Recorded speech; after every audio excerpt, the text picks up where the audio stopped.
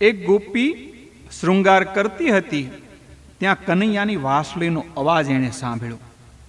એ સુધબુધ ભૂલી ગઈ. ચંદ્રહાર ગળામાં પહેરવાને બદલે હાથમાં એને પહેરી લીધો. એક તો ઘરમાં લીપવાનું કામ કરતી હતી, એના હાથ સાણથી ખરડાયેલા. તે હાથ ધોયા વગર કૃષ્ણને મળવા દોડવા લાગી. રાસલીલામાં જો લૌકિક કામની વાત હોય તો ગોપી શૃંગાર કરી દર્પણમાં જોઈ, હવે હું સુંદર લાગુ છું તેની ખાતરી કરી શ્રી કૃષ્ણ પાસે જાય.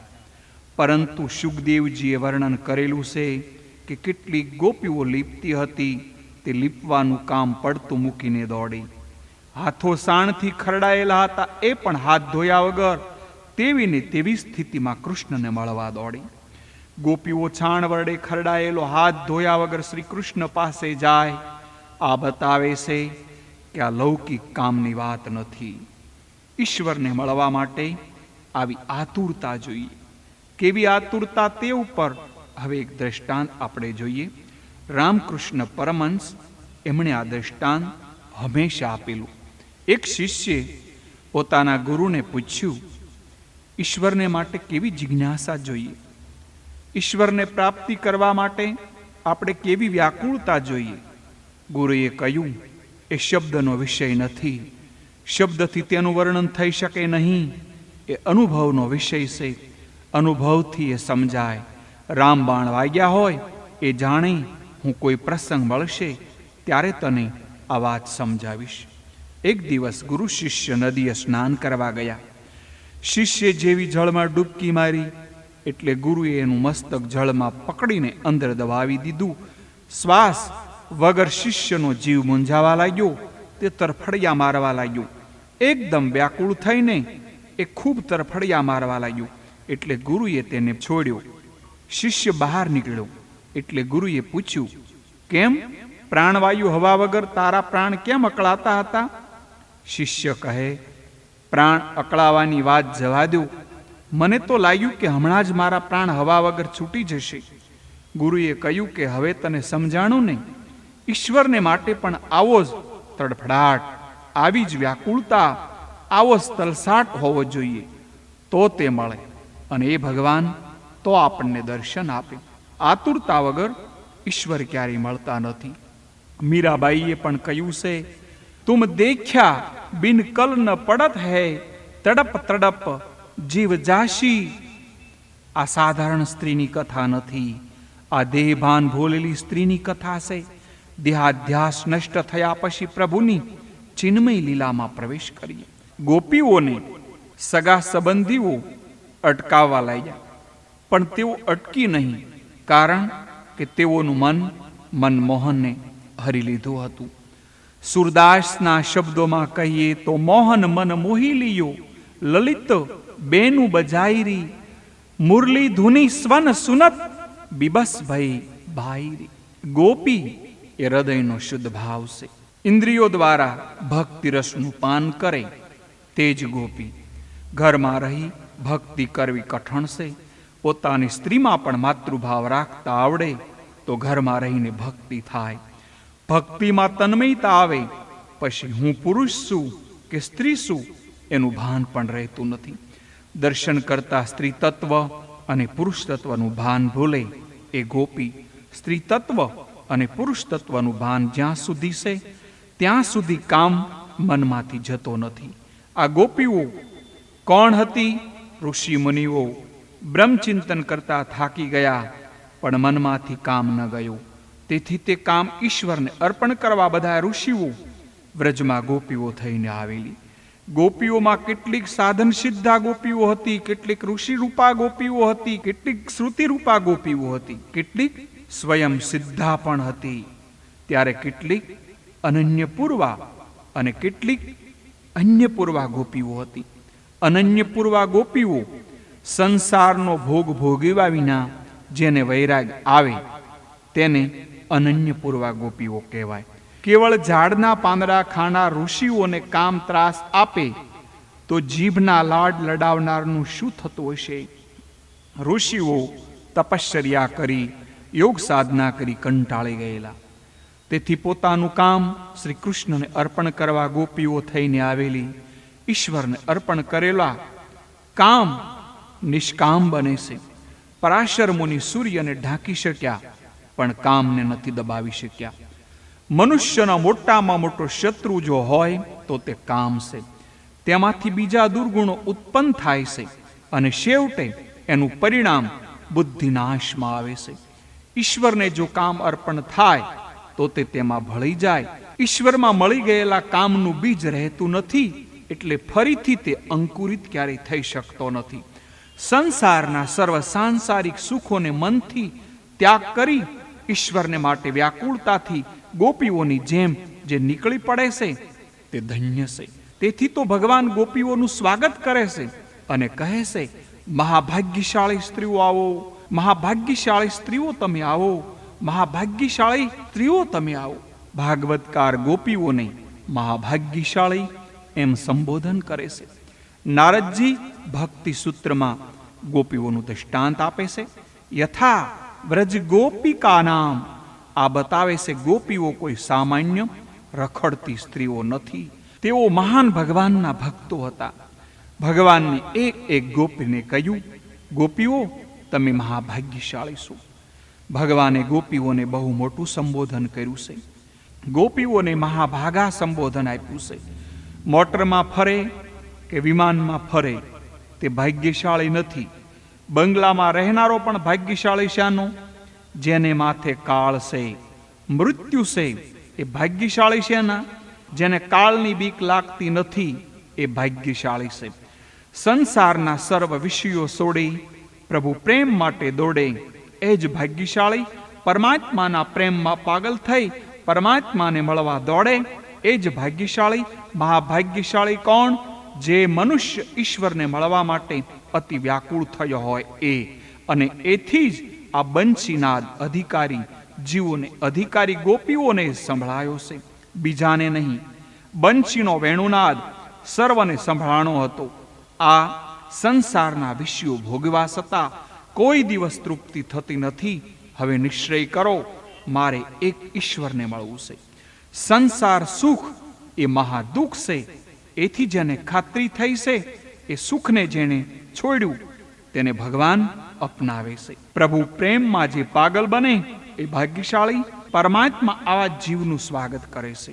શ્રી કૃષ્ણ ગોપીઓને પૂછે છે, કેમ દોડતા દોડતા આવ્યા? વ્રજ ઉપર કોઈ આફત આવી તો નથી ને? બતાવો, તમને પ્રસન્ન કરવા માટે હું કયું કામ કરું? વ્રજમાં સર્વ કુશળ છે ને? રાતનો સમય છે.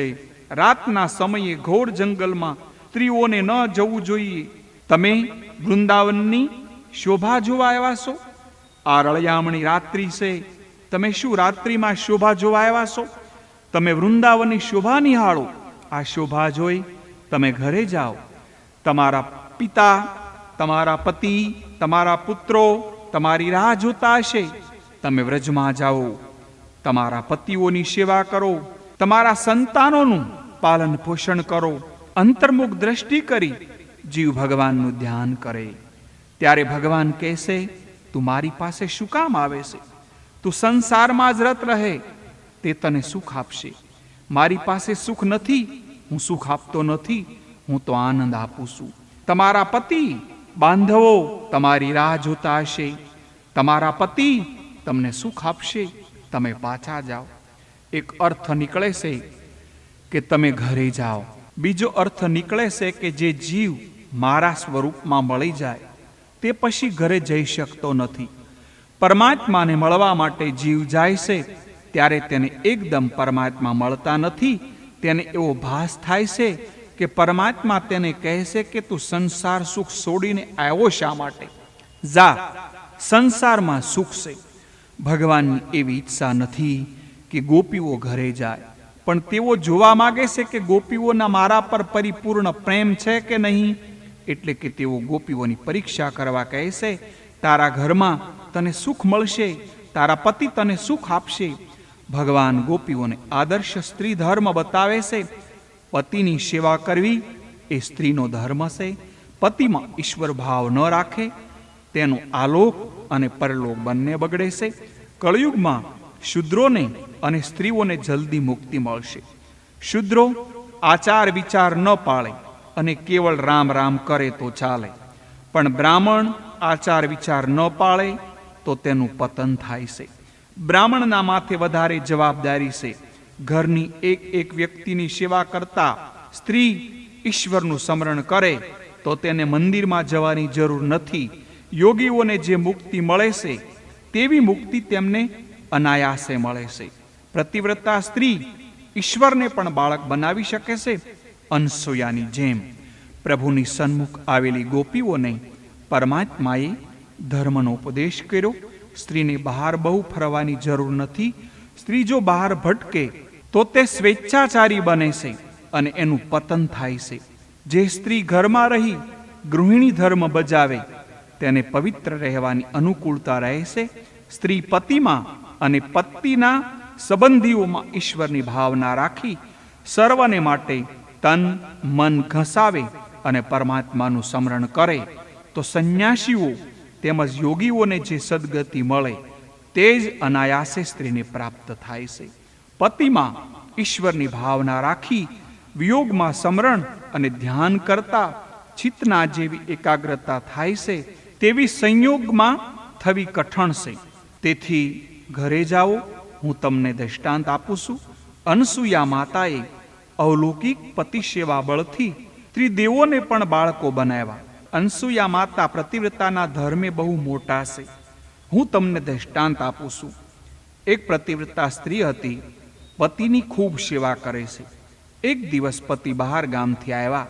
રાત પડી. પતિ અત્યંત થાકી ગયા. પથારી પાથરતા પતિદેવ પોતાની પત્નીના ખોળામાં માથું રાખી સૂઈ ગયા. એ વખતે સ્ત્રીનો 1.5-2 વર્ષનો બાળક ખાટલામાં સૂતો હતો. શિયાળાના દિવસ હતા. છોકરાને શરદી ન થાય એટલે ખાટલા નીચે અગ્નિ રાખેલો. છોકરો આળોટતો હતો. સ્ત્રીએ જોયું કે છોકરો આળોટતો હમણાં અગ્નિમાં પડશે, પણ હું એને ઉઠાવવા કેમ જાઉં?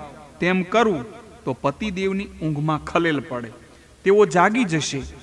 એણે નિશ્ચય કર્યો કે પતિદેવને ત્રાસ આપી હું પુત્રને ઉઠાવવા નહીં જાઉં. ઈશ્વર સ્મરણ કરતા તે પતિ સેવા કરે છે. છોકરો અગ્નિમાં પડ્યો, પરંતુ અગ્નિને બીક લાગી કે આવી પ્રતિવ્રતા સ્ત્રીના પુત્રને બાળીશ તો મને શ્રાપ આપશે. આજે અગ્નિ સંદન જેવો શીતળ બની ગયો. પુત્રને કાંઈ આંચ આવતી નથી. અગ્નિ જગતને બાળે છે, પણ પ્રતિવ્રતા સ્ત્રી તો અગ્નિને પણ બાળે છે.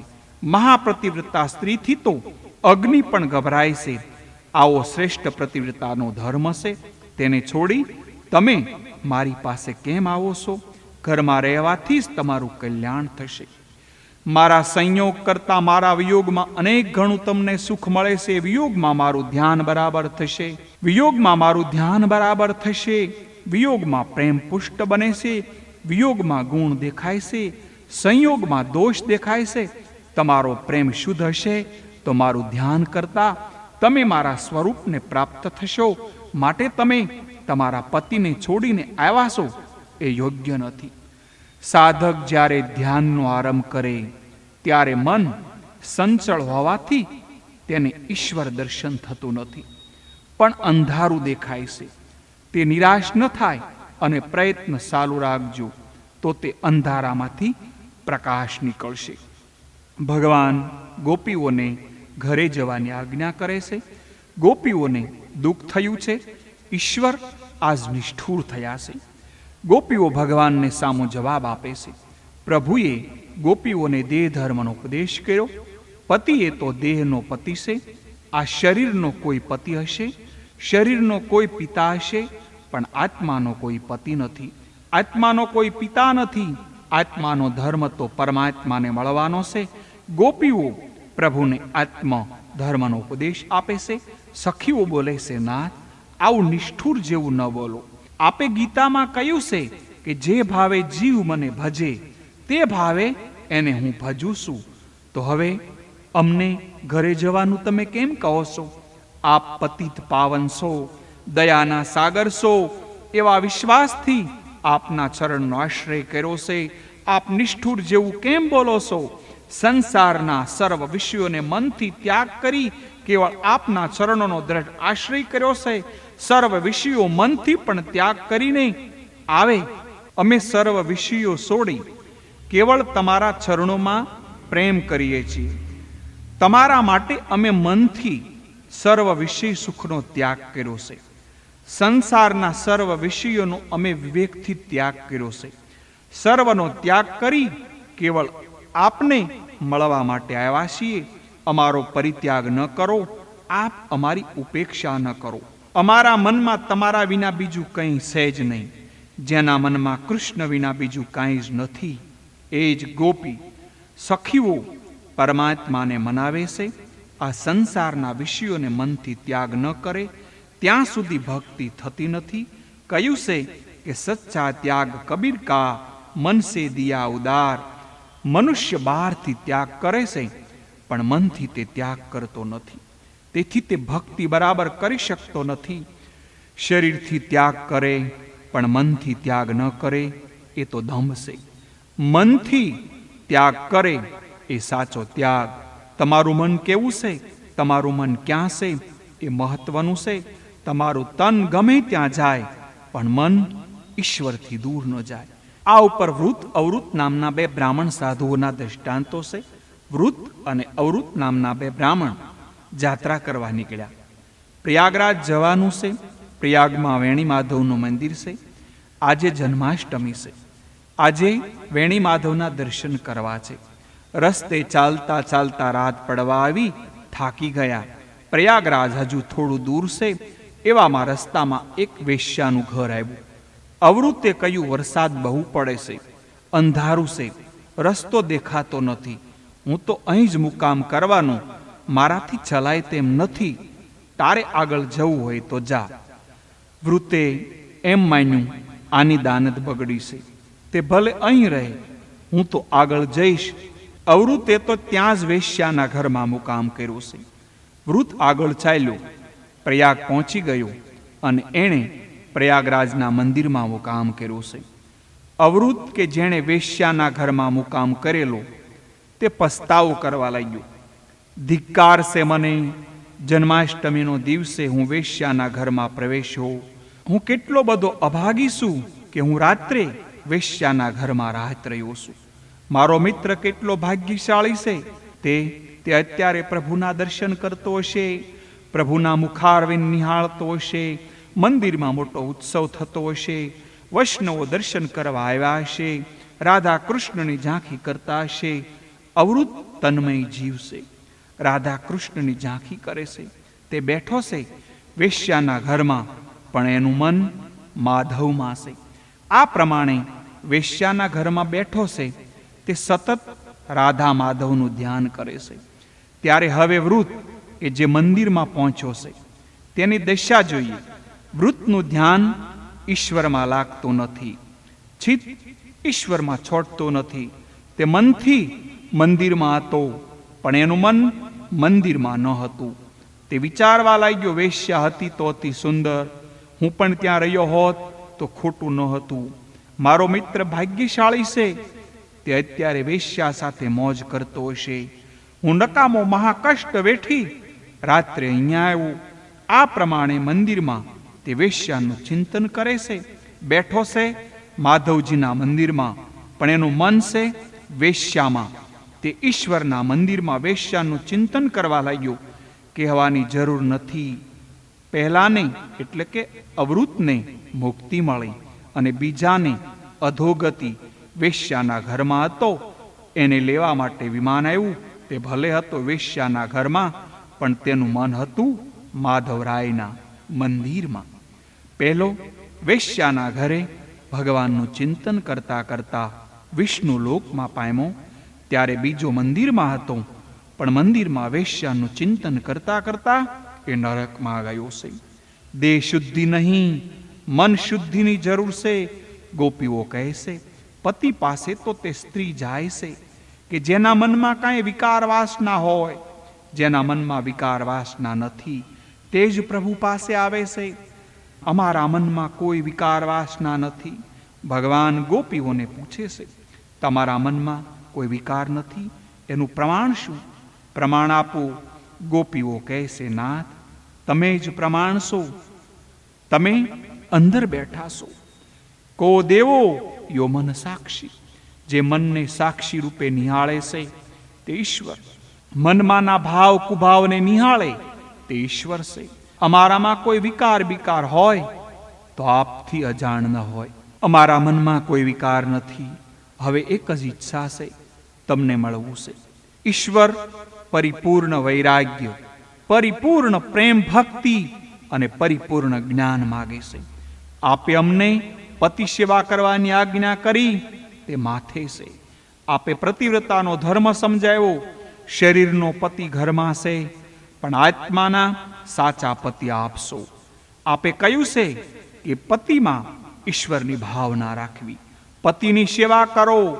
પતિમાં ઈશ્વરની ભાવના તે રાખે કે જેને ઈશ્વર ન દેખાય. આપના પ્રત્યક્ષ દર્શન કર્યા પછી અન્યથા તમારી ભાવના કરવાની જરૂર રહેતી નથી. ભાવના સદા વિયોગમાં હોય, સંયોગમાં નહીં. જ્યારે પરમાત્માના પ્રત્યક્ષ દર્શન ન થાય ત્યારે મૂર્તિમાં ભગવાનની ભાવના કરવી પડે છે. તમારા દર્શન થયા પછી હવે તમને છોડી બીજા શામાં ભાવના કરીએ? અને નાથ, પતિ એટલે કોણ? પતિ ઇતિ પતિ, મૃત્યુના ભયથી રક્ષણ કરે એ જ પતિ, મૃત્યુના તાસથી છોડાવે એ જ પતિ. તો આપ પરમાત્મા છો. જીવાત્માના સાચા પતિ ઈશ્વર તે આપ છો.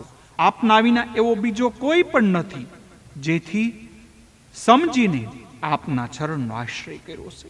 નાથ, એક પ્રશ્ન પૂછીએ છીએ. પ્રભુ કહે છે, પૂછો. ગોપીઓ પૂછે છે, તમે પ્રતિવ્રતા સ્ત્રીનો ધર્મ બતાવ્યો, પણ તે ધર્મનું પાલન કરવાથી શું ફળ મળે છે? શ્રી કૃષ્ણ કહે છે, તેનું મન શુદ્ધ થાય છે. ગોપીઓ પૂછે છે, જેનું મન શુદ્ધ થાય તેને શું ફળ મળે છે?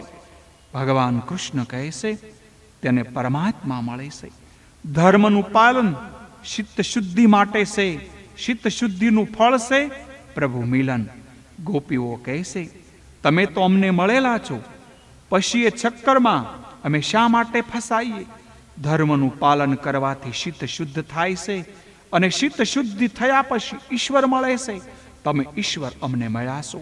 સાચા પતિ આપશો. આપ અમારો ત્યાગ ન કરો. હે કૃષ્ણ, અમારો ત્યાગ ન કરો.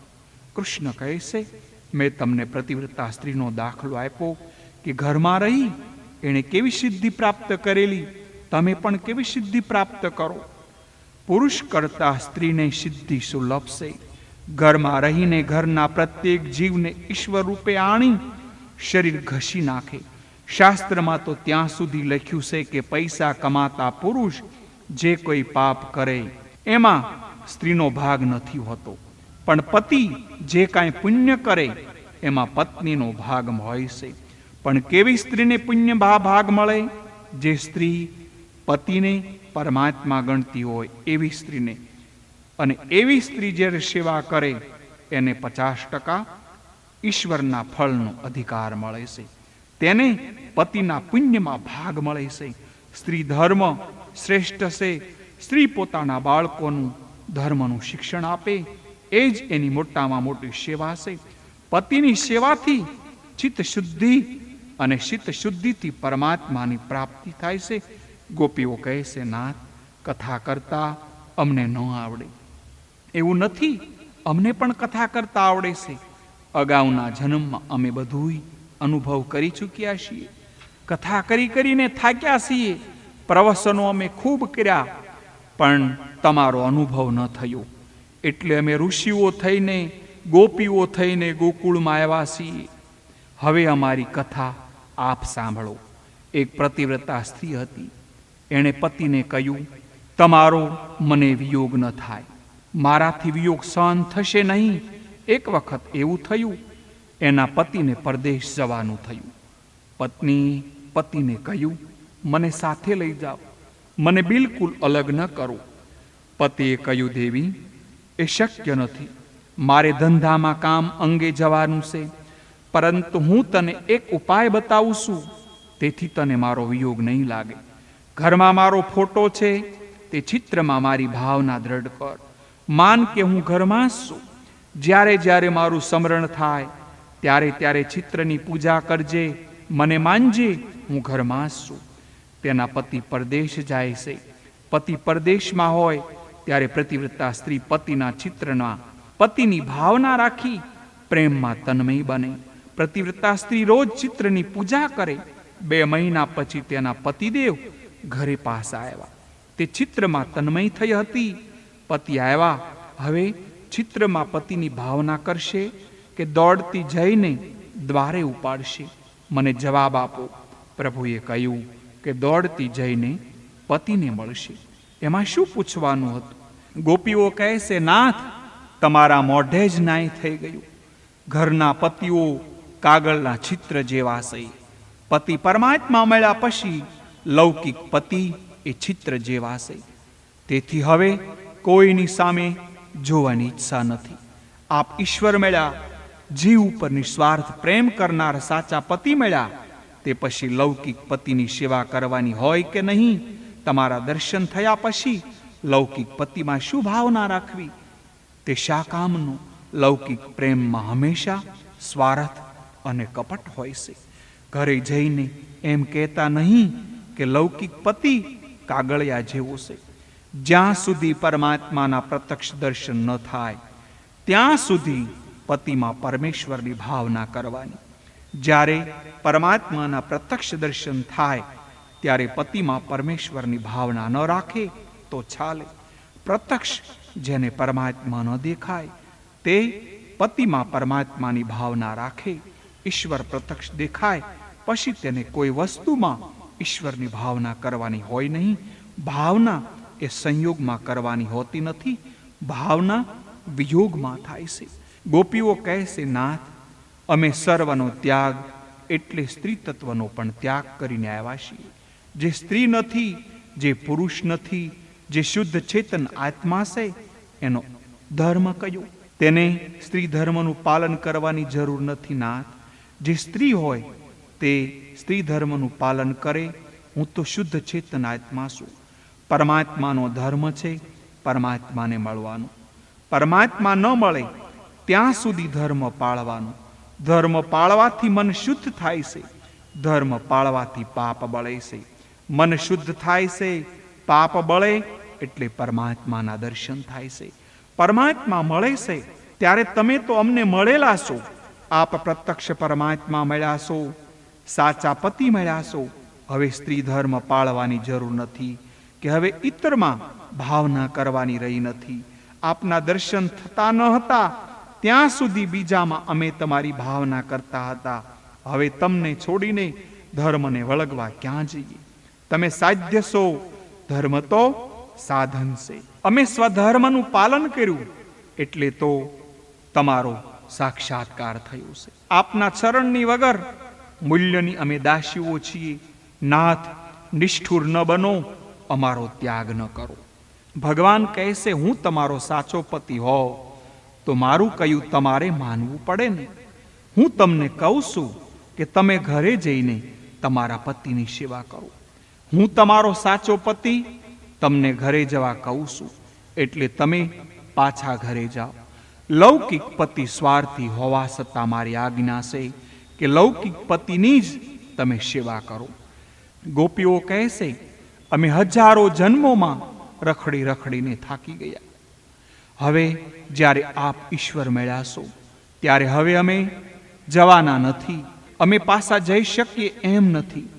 છતાં આપ કહો છો તો અમે ઘરે જવા તૈયાર છીએ. પરંતુ લૌકિક પતિની સેવા કરવા માટે મન તો જરૂર પડે ને. તે તો આપે છોરી લીધું છે. તે અમારું મન અમને પાછું આપો. આપ અમારું મન ચોરીને બેઠા છો. તે અમારું મન અમને પાછું આપો તો ઘરે જઈએ. અને આપ કહો છો તો તમે લૌકિક પતિની સેવા કરીએ. અમારા ચિત્ત ચોરી લીધા છે તે આપો તો અમે પાછા જઈએ. જે પોતાનું મન ઈશ્વરને આપે, જેનું મન ઈશ્વરમાં મળી જાય, ઈશ્વર પણ તે મન પાછું આપી શકતા નથી. પ્રભુએ કહ્યું છે કે જેનું ચિત્ત હું છોરું છું, જેનું ચિત્ત મારામાં મળી જાય છે એટલે કે હું પાછું આપી શકતો નથી. તમારું મન મારામાં મળી ગયું છે, તે પાછું આપી શકાય એમ નથી. સાકર દૂધમાં મળી ગયા પછી અલગ કરી શકાતી નથી. એવી રીતે જેનું મન શ્રી કૃષ્ણનું ચિંતન કરે છે, એનું ચિત્ત શ્રી કૃષ્ણમાં મળી જાય છે, પછી તે મનને ઈશ્વરથી અલગ કરી શકાતું નથી. તે મન ઈશ્વરથી અલગ રહી શકતું નથી. ભગવાન કહે છે કે તમારું મન મારામાં ક્યાં મળી ગયું છે, એનો પતો મને પણ નથી, તો તે પાછું ક્યાંથી આપી શકું? તમારું મન હું પાછું આપી શકું એમ નથી. મન અમને પાછું આપતા આવડતું નથી. ગોપીઓ કહેશે તો મન વગર કેવી રીતે પાછું જવાય? તમે મન પાછું આપી શકતા નથી તો અમે અહીંથી જઈ શકીએ કેવી રીતે? અમારા પગ તમારા ચરણ કમળમાં છોડીને એક પગલું પણ પાછા હટવા તૈયાર નથી. તો પછી તમે વ્રજમાં જઈને અમારા પગ તમારા ચરણ કમળને છોડીને એક પગલું પણ પાછા હટવા તૈયાર થતા નથી, તો પછી અમે વ્રજમાં જઈએ કેવી રીતે હે નાથ? અને કદાચ ત્યાં જઈએ તો ત્યાં જઈને મન વગર કરીએ પણ શું? સખીઓ બોલી છે, નાથ, હજારો જન્મથી ભટકતા ભટકતા હવે અમે થાકી ગયા છીએ. હવે અમારે સંસારમાં ભટકવો નથી. અમારા પગ પાછા જવાની ના પાડે છે. પ્રભુ કહે છે, ચાલ્યા વિના જ મારી યોગ શક્તિથી તમને બધાને તમારા ઘરે હું મૂકી દઉં. ગોપીઓએ કહ્યું, આપ શરીરને ઘેર મૂકી દેશો, પરંતુ મન તો પાછું આવવાનું નથી, તો ઘરે જઈને અમે કરીશું શું? અમારું મન તમારામાં મળી ગયું છે, અમારે પણ હવે તમારામાં મળી જવાનું છે. તમારા સ્વરૂપમાં મળી જવું છે. મન જ્યાં મળી ગયું ત્યાં જીવાત્મા પણ મળી જાય છે. મન જ્યારે મળશે ત્યારે ઈશ્વરમાં મળશે. સંસારના જડ પદાર્થમાં મનને લઈ થતો નથી. મન અને સંસાર સજાતી નથી. મન અને ઈશ્વર સજાતી છે. સજાતીમાં સજાતી મળે. મન પૂર્ણ જડ નથી, એ ચેતન છે. તેથી તે ચેતન મન ચેતન પરમાત્મામાં મળી શકે છે. મન ઈશ્વરમાં સ્થિર થાય છે. તેથી જ્ઞાની પુરુષ મન ઈશ્વરને જ આપે છે. કોઈ સ્ત્રીને મન આપશો નહીં, કોઈ પુરુષને મન આપશો નહીં. મન આપવા લાયક કોઈ નથી. મન આપવા લાયક એક પરમાત્મા, એક શ્રી કૃષ્ણ, એક મારા પરમાત્મા છે. મન જ્યાં મળી જાય આત્મા પણ ત્યાં જ મળી જાય છે. નાથ, અમારું મન તમારામાં ભળી ગયું છે. તમને છોડીને જવાની ઈચ્છા થતી નથી. અમે તમારા માટે જ જીવીએ છીએ. પ્રભુએ કહ્યું છે, હું તમારો પ્રેમ જાણું છું, પણ તમે આજે તો ઘરે જાઓ. ગોપીઓ કહે છે, નાથ, અમે નહીં જઈ શકીએ, અમારા પ્રાણ જશે. ત્યારે પ્રભુ નિરુત્તર થયા છે. ગોપીઓને કહ્યું, તમારી શી ઈચ્છા છે? હું તમારું શું સ્વાગત કરું? ગોપીઓ બોલી, નાથ, અમને બીજી કાંઈ ઈચ્છા નથી. ફક્ત અમારા અધરામૃતનું પાન કરો, કે ફરીથી તમારો વિયોગ ન થાય. નિત્ય સંયોગનું દાન અમને કરો. ગોપીઓએ અમરામૃતની માગણી કરી છે. આરંભમાં જ કહ્યું છે, ભાગવતમાં સમાધિ ભાષા પ્રધાન છે. તેથી અધરામૃતનો અર્થ લૌકિક કરવો તે યોગ્ય નથી. પૃથ્વીનું નામ છે ધરા, ધરતી ઇતિ ધરા, ધરાય અમૃત ધરામૃત. અધરામૃત એટલે પૃથ્વીનો ધરો. અધરામૃત એટલે પૃથ્વીને ધરા કહે છે, કારણ કે તે સર્વનું ધારણ પોષણ કરે છે. તેથી પૃથ્વી ઉપરનું અમૃત એ ધરામૃત, અને પૃથ્વી ઉપરનું નહીં એવું અમૃત તે અધરામૃત. અધરામૃત એટલે પ્રેમામૃત. અધરામૃત એટલે જ્ઞાનામૃત. જે અમૃતનો કદી નાશ થતો નથી તે જ જ્ઞાનામૃત. અધરામૃતનું દાન કરો એટલે કે હે નાથ, અમને એવું દાન આપો, એવું જ્ઞાન અમને આપો કે એક ક્ષણ તમારાથી અલગ ન થઈએ. જ્ઞાનામૃત અધરામૃત મળ્યું નથી ત્યાં સુધી હૃદયમાં રહેલો અગ્નિ બાળે છે. તેથી એવું જ્ઞાન આપો કે સર્વમાં આપના દર્શન થાય. પ્રત્યેકમાં ઈશ્વરની ભાવના રાખી વ્યવહાર કરો, અને રાખે તો જગત ગોકુળ બની જશે, જગત વૈકુંઠ બની જશે. ગોપીઓને કોઈ સુખ ભોગવવાની ઈચ્છા નથી. ઉલટ તે તો સર્વ ભૌતિક સુખનો ત્યાગ કરીને આવી છે. એટલે તેઓ લૌકિક અમૃત માગતી નથી, તે અવલૌકિક અમૃત માગે છે. નાથ, એવા જ્ઞાનામૃતની માગણી કરું છું કે તમારો અને મારો વિયોગ ન થાય, તમારો અને મારો નિત્ય સંયોગ રહે, તમારાથી હું અલગ ન થાવ. નાથ, તમારાથી જુદા થઈએ છીએ તો માયા અમને વળગે છે. ગોપીઓને કોઈ લૌકિક સુખની ઈચ્છા નથી. નિત્ય સંયોગરૂપ અધરામૃત તેઓ માગે છે કે જેથી વિયોગ ન થાય. આપ એવું જ્ઞાનામૃત આપો કે તમારા સ્વરૂપ સાથે નિત્ય સંયોગનો અનુભવ કરતા વિયોગનું એક ક્ષણ પણ ભાન ન થાય. કારણ કે તમારો વિયોગ એ જ મહાન દુઃખ છે, તમારો સંયોગ એ જ અમને સુખ છે. એવા અધરામૃતનું દાન કરો. પ્રભુએ કહ્યું છે, તમે આવું અધરામૃત માગો છો, એવું નિત્ય સંયોગરૂપ અધરામૃત આપવું કે ન આપવું તે મારી ઈચ્છાની વાત છે. નિત્ય સંયોગાત્મક પ્રેમામૃતનું તમને દાન કરવાની મારી ઈચ્છા નથી. તમને અધરામૃતનું દાન ન કરું તો? ત્યારે સખીઓએ કહ્યું, વધારે રોફ ન કરો. છેલ્લો ઉપાય અમારા હાથમાં છે. અમે જે તમને માનીએ છીએ તે અમારા માટે નથી, પરંતુ તમારી કીર્તિને કલંક ન લાગે એટલા માટે જ છે. નાથ, તમારી કીર્તિ વધે એટલે તમને માનીએ છીએ. તમે નિત્ય સંયોગરૂપી અધરામૃત આપો તો તમારી પ્રતિષ્ઠા વધશે. નહીતર વિરગ્નિમાં અમે શરીરનો ત્યાગ કરશું. અમે સાંભળ્યું છે કે મરણ વખતે જેનું ચિંતન કરવામાં આવે તેને ભગવાન મળે છે. શાસ્ત્રમાં પણ લખ્યું છે કે અંતકાળે જેનું ચિંતન કરતા જીવ શરીર છોડે તે મહી તે થાય છે. અમારા મનમાં તમારા સિવાય કંઈ જ નથી. અમને તો ખાતરી છે કે છેલ્લા શ્વાસ સુધી તમારું સ્મરણ ચિંતન કરતા કરતા પ્રાણને ત્યાગીશું. એટલે તમારી પ્રાપ્તિ તો થવાની જ છે. તમારા વિરહમાં અમે મરશું એટલે તમે તો મળવાના જ. તમે જશો ક્યાં? પરંતુ તે જોઈ જગત શું કહેશે? લોકો કહેશે, શ્રી કૃષ્ણ નિષ્ઠુર હતા, ગોપીઓ આટલો ત્યાગ કર્યો, તેમ છતાં તેના ઉપર પ્રભુએ કૃપા ન કરી. લોકો કહેશે, છેવટે શ્રી કૃષ્ણના સ્મરણ કરતા કરતા ગોપીઓએ શરીરનો ત્યાગ કર્યો, ગોપીઓનો પ્રેમ સાચો હતો, પણ શ્રી કૃષ્ણ નિષ્ઠુર હતો. ગોપીઓના પ્રાણ ગયા પછી પણ તેને પરમાત્મા મળ્યા. નાથ, અમે પ્રાણ ત્યાગ કરશું. નાથ, અમારી એક જ ઈચ્છા છે, મારા શ્રી કૃષ્ણની અપકીર્તિ ન થાય. એટલે તમારી આબરૂ માટે અમે તમને મનાવીએ છીએ. ઈશ્વર સર્વવ્યાપક છે.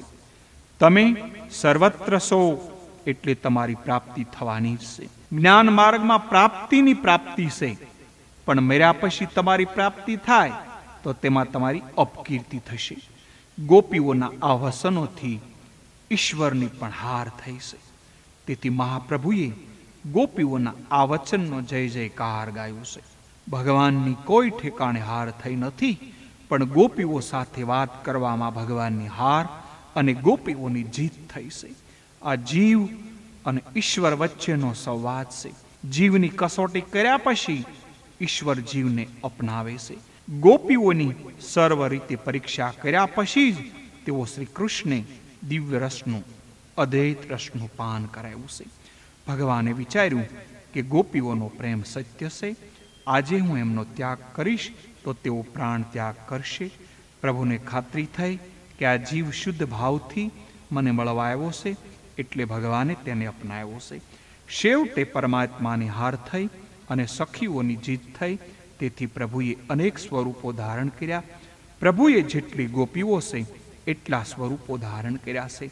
પ્રત્યેક ગોપીઓ પાસે એક એક સ્વરૂપને રાખી રાસનો આરંભ કર્યો. અષ્ટ સખીઓ સેવામાં હાજર છે. હજારો જન્મથી વિખૂટા પડેલા જીવ પ્રભુની સન્મુખ આવ્યો છે. ગોપી કૃષ્ણની સન્મુખ આવી પ્રભુએ સાથી સાથે મેળવી આલિંગન આપ્યું છે. ગોપીઓને પરમાત્માનું દાન કર્યું.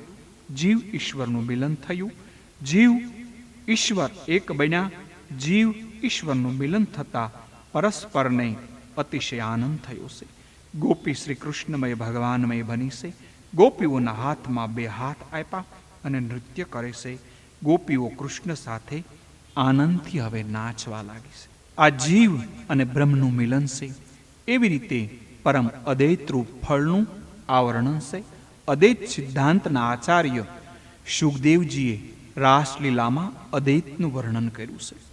રાસમાં સંગીત, સાહિત્ય, નૃત્યનો સમન્વય હોય છે. રાજા, આ રાસલીલામાં કામની ગંધ નથી. રાસલીલા ખુલ્લા મેદાનમાં થયેલી છે અને દેવો, ગંધર્વો, નારદ, બ્રહ્માજી વગેરે રાસલીલા જોવા માટે આવ્યા છે. રાસલીલાના દર્શન કરવા આકાશમાં દેવતાઓ આવ્યા છે. રાસલીલાના દર્શન કરવા બ્રહ્માજી વિચાર કરવા લાગ્યા કે શ્રી કૃષ્ણ અને ગોપીઓ નિષ્કામ છે. ગોપીઓને દેહભાન નથી, છતાં એવી રીતે લીલા કરવાથી મર્યાદાનો ભંગ થાય છે. કૃષ્ણ અવતાર ધર્મ મર્યાદા માટે છે. શ્રી કૃષ્ણ આ પ્રમાણે પરસ્ત્રીઓ સાથે રમે તો ધર્મની મર્યાદાનો ભંગ થાય છે.